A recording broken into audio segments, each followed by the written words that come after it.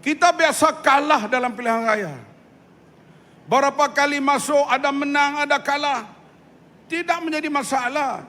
Tetapi bila kita menang, kita bentuk kerajaan, jatuh cara tebuk atak ni, tolonglah jangan ulang di mana-mana. Setuju atau tidak? Tunggulah, sabarlah. Sampai pilihan raya umum, kita lawan. Nak berkawan pun boleh, nak lawan pun boleh.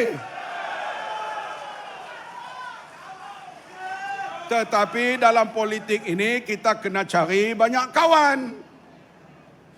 Memanglah hadirin sekalian, bila kita pada pilihan raya yang tahun 2022 ya, sampai habis dah kerusi kita dapat 82.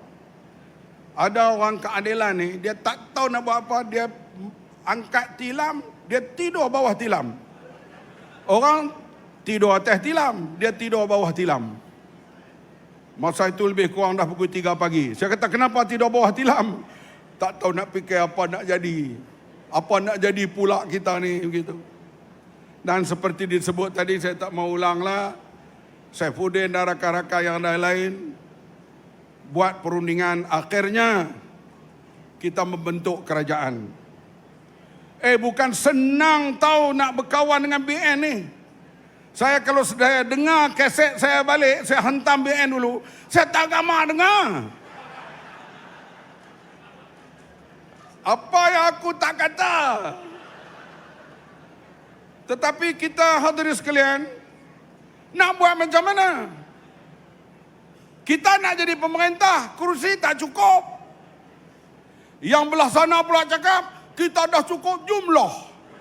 Allah. Kita dah cukup jumlah.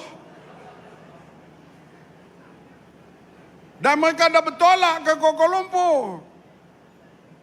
Tetapi seperti kita tak mau ulanglah kisah itu, akhirnya Datuk Seri Anwar Ibrahim dijemput untuk mengangkat sumpah menjadi Perdana Menteri.